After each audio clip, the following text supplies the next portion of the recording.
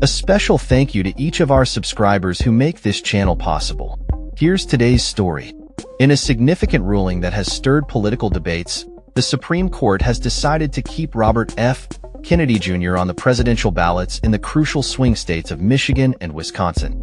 This decision comes after Kennedy, who had suspended his independent campaign and endorsed Donald Trump, sought to remove his name from the ballots, arguing that it violated his First Amendment rights. Kennedy's appeal was rejected on Tuesday, and the court did not provide detailed reasoning for its decision, which is customary in such cases.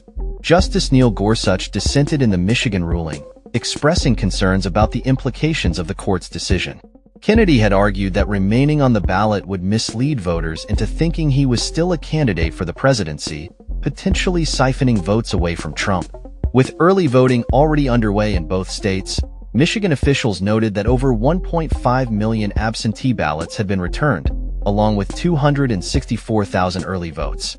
In Wisconsin, more than 858,000 absentee ballots had already been submitted.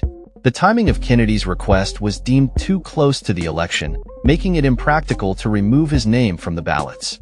In response to the ruling, Kennedy took to social media, accusing the conservative-dominated court of acting politically to undermine election integrity. He urged voters in Michigan and Wisconsin not to vote for him, but rather for Trump, emphasizing the importance of their votes in the upcoming election. Kennedy's endorsement of Trump has sparked discussions about the role of independent candidates in the electoral process, especially in tight races where every vote counts. The Supreme Court's ruling is particularly noteworthy given the potential impact of third-party candidates on the presidential race. Kennedy's presence on the ballot in these swing states could play a pivotal role in the dynamics of the election, as both parties are closely monitoring voter sentiment. In previous rulings, the High Court had denied Kennedy's attempts to remove his name from ballots in other states, including New York, where his presence was unlikely to affect the outcome due to the state's Democratic leanings. Kennedy's campaign has faced scrutiny over his controversial views on public health, particularly his anti-vaccine stance. During a recent organizing call, leaked footage revealed Kennedy assuring supporters that Trump had promised him control over key public health agencies if re-elected. This revelation has raised alarms among public health advocates and opponents of Kennedy's candidacy. As the election date approaches, the political landscape remains fluid, with Kennedy's candidacy adding an unpredictable element to the race. The implications of his presence on the ballots in Michigan and Wisconsin could be significant, as both states are historically known for their pivotal roles in determining the outcome of presidential elections. With both parties gearing up for a fierce battle, the stakes have never been higher, and the presence of independent candidates like Kennedy could prove to be a double-edged sword for the major parties.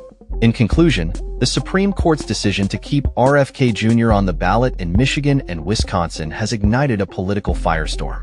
As early voting continues and the election draws closer, the focus will remain on how Kennedy's candidacy impacts voter turnout and the overall election results. With the backdrop of a polarized political environment, the actions and decisions of candidates like Kennedy will be closely scrutinized as the nation heads toward a critical election. That's all for this story. We upload videos every day covering many different subjects, so hit that subscribe button to stay informed. Thanks for watching.